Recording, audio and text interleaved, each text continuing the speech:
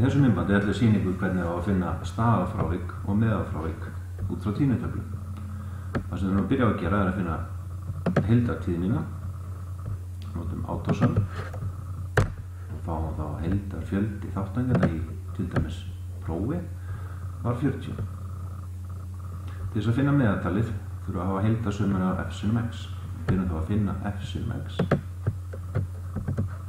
ver f-ið margfaldaða við x-ið jafnt og dreg niður svona. Finn svo heildarsummuna af f sinum x með AutoSum svona. Til þess að finna meðaltalið tek ég heildarsummuna af f sinum x svona. Fyrirgefi heildarsummuna af f sinum x þessi tala hér, deili henni með heildartíðninni, þá fæ ég út meðaltal 5,8. Næsta skref er að finna staðalfrávikið. Þá þarf að fá heildarsummuna af þessari formúlu. Byrjum á því. Þannig að við setjum einfallega inn í formúluna. Það er jafnt og f-ið sem er hér summum svigin x-ið sem er hér mínus mýið eða meðaltalið, tek það hér. Við þarfum að muna að festa gildið af því að ég ætla að draga niður. Loka sviga og til þess að setja í annað veldi eins og formúlan kveður á hann þá setjum við svona klofa svona og enter og dreigir niður og fæða sömu niðurstöðu í hina svona og legg saman til að fá heildarsummuna. Þá er ég komið með heildarsummu hér.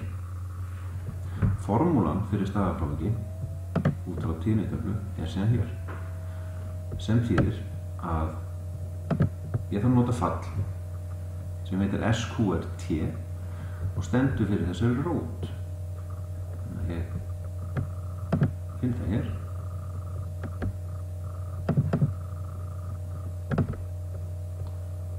og setja inn í hana eftir önandi hátt. Tek heildarsummuna, hérna kemur heildarsumma af þetta hér, tek hana.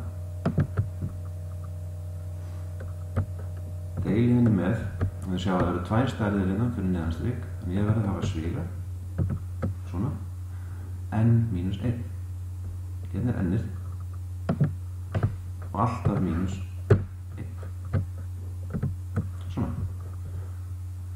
Þá er ég komið með staðalfrávik. Til þess að finna meðalfrávikið þurfum við að klára þennan dálk hér. Skulum byrja því. Hérna notum við ABS-fallið til þess að koma í veg fyrir það að niðurstaðan verði mínustala.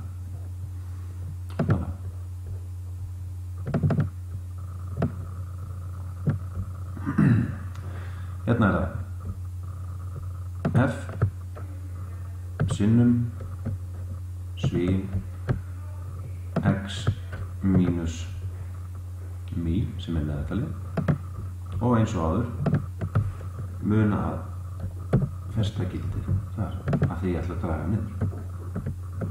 Svona.